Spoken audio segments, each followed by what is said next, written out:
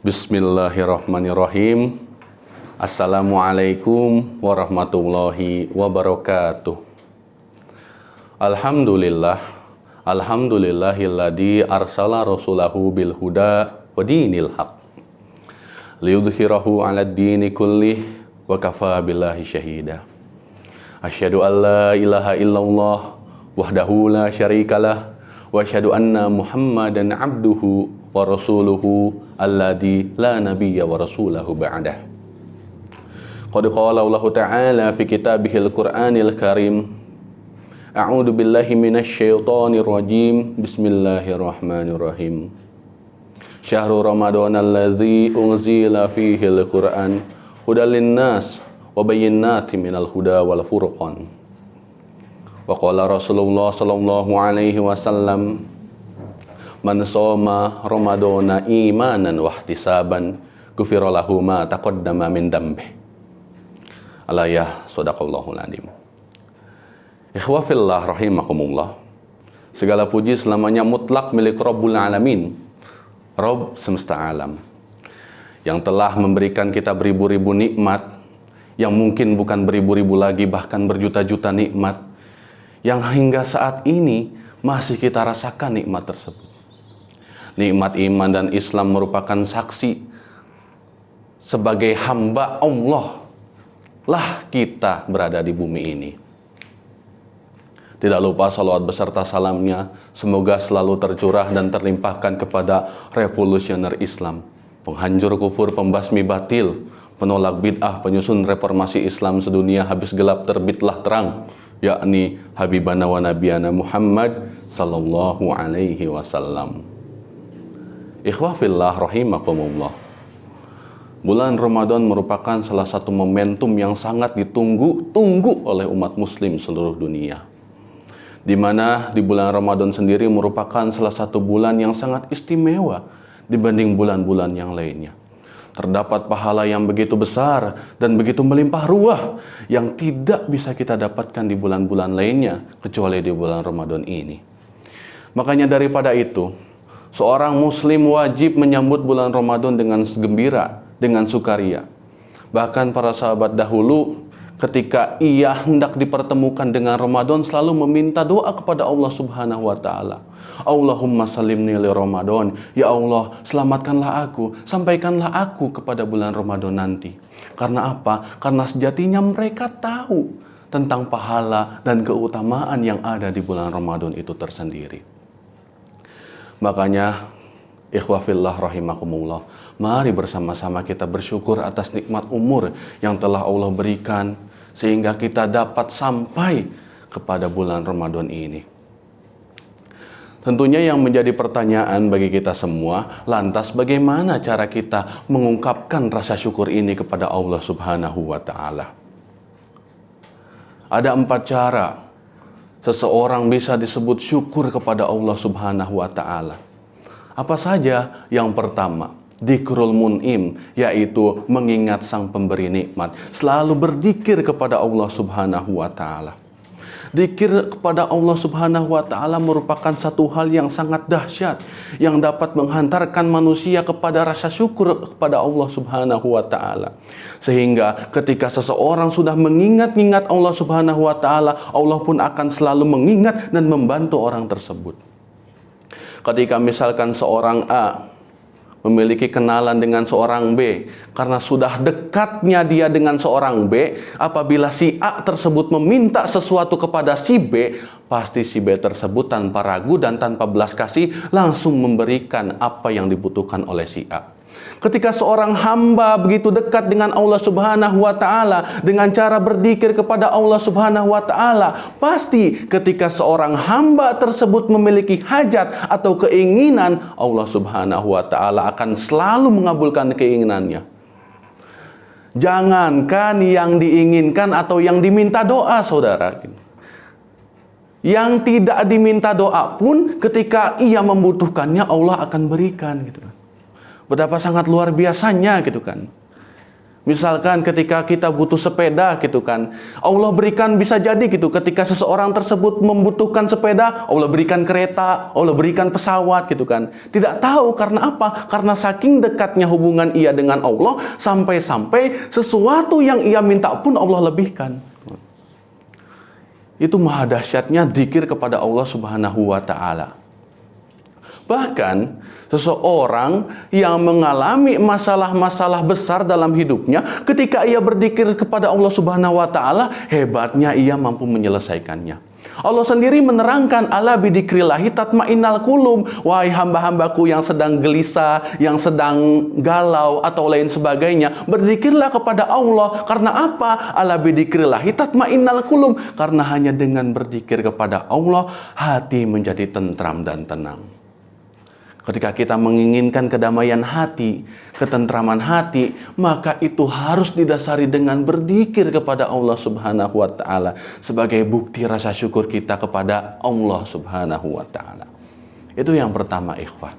Kita dapat disebut orang yang bersyukur kepada Allah Subhanahu wa Ta'ala apabila kita selalu melantunkan zikir mengingat Allah Subhanahu wa Ta'ala. Yang kedua, seorang bisa disebut bersyukur kepada Allah Subhanahu wa Ta'ala apabila ia ta'atul mun'in, mentaati sang pemberi nikmat.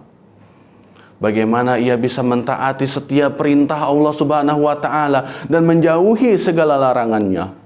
Karena sejatinya yang dimaksud dengan takwa adalah di mana ketika seorang hamba mampu menjalankan segala perintah Allah dan menjauhi larangannya. Itu yang kedua. Yang kedua, bagaimana kita dapat mentaati segala perintah Allah Subhanahu wa Ta'ala.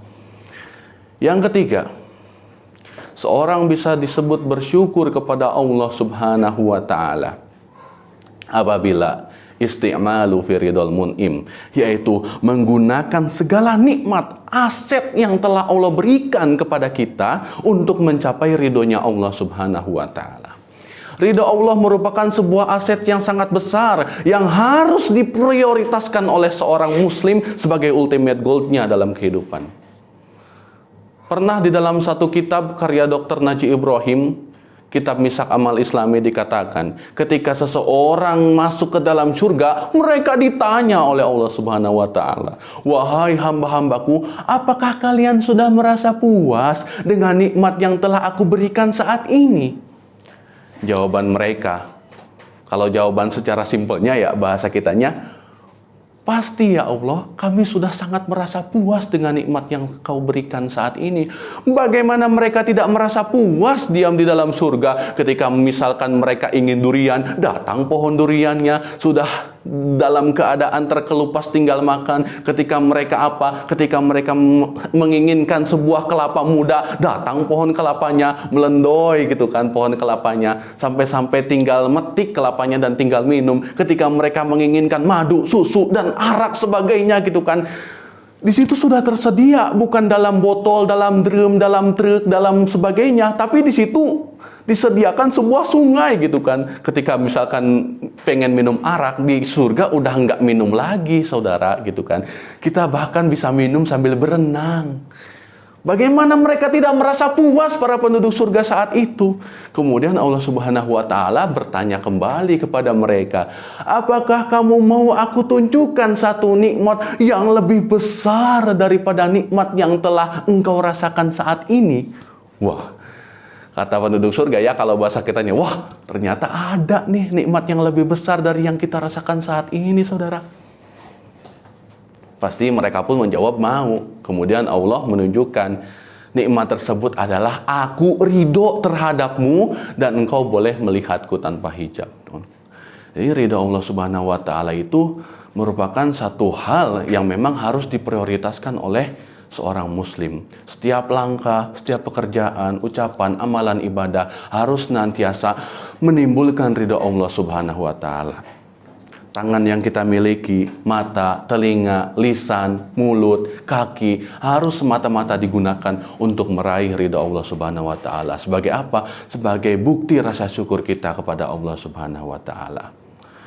Sejatinya manusia memiliki potensi yang sangat luar biasa ketika ia tercipta di muka bumi ini. Bahkan dengan potensi tersebut, malaikat sampai iri kepada manusia gitu kan. Lantas apa potensi yang dimiliki manusia yang sehingga membuat malaikat itu iri gitu kan? Allah Subhanahu wa taala berfirman, "Wallahu akhrajakum min butuni ummahatikum la ta'lamuna syai'a wa ja'ala lakumus sam'a wal absar wal af'idah la'allakum tashkurun."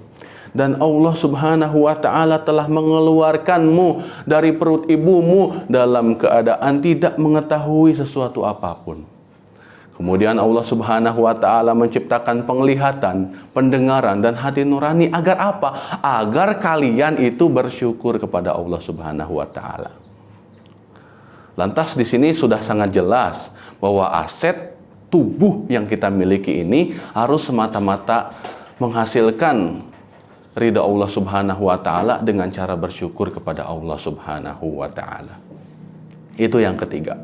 Dan yang terakhir, seseorang bisa disebut bersyukur kepada Allah Subhanahu wa taala apabila hifdun nikmah, ia mampu menjaga nikmat yang telah Allah berikan. Nikmat sehat kita jaga dengan semaksimal mungkin, tidak sembarangan dalam memilah-milih makanan, tidak sembarangan dalam tidur, tidur tidak di waktu pagi, tidur tidak di waktu sore, hanya di waktu malam saja gitu kan. Nah, itu merupakan tanda kita bersyukur kepada Allah Subhanahu wa taala gitu kan. Dengan menjaga kesehatan kita semaksimal mungkin sehingga badan kita bugar untuk melaksanakan ibadah kepada Allah Subhanahu wa taala, itu sudah termasuk bersyukur kepada Allah Subhanahu wa taala. Ikhwa fillah rahimakumullah. Kita ulas kembali.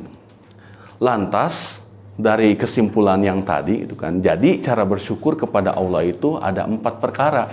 Yang pertama, mengingat Allah Subhanahu wa taala atau dzikrullah, dzikrul mun'im. Yang kedua adalah mentaati setiap perintah Allah Subhanahu wa taala. Yang ketiga, menggunakan aset yang telah Allah berikan untuk mencari atau mengejar ridha Allah Subhanahu wa taala. Dan yang keempat, menjaga nikmat yang telah Allah berikan. Ketika seseorang mampu bersyukur kepada Allah Subhanahu wa taala, Allah janjikan di Al-Qur'an surat Ibrahim, la in syakartum la azidannakum. Ketika engkau mampu bersyukur dengan baik kepada Allah Subhanahu wa taala, Allah akan melimpah-limpah, melipat gandakan nikmat yang telah kau rasakan saat itu. Ikhwah fillah rahimakumullah. Sekian kultum yang mungkin dapat saya sampaikan. Kurang dan lebihnya mohon sangat-sangat dimaafkan. Apabila ada kelebihan itu mutlak datangnya dari Rabbul Alamin, Allah Subhanahu wa taala. Dan apabila banyak kesalahan dan kekurangan, itu mutlak dari diri saya pribadi. Wabillahi taufiq wal hidayah. Wassalamualaikum warahmatullahi wabarakatuh.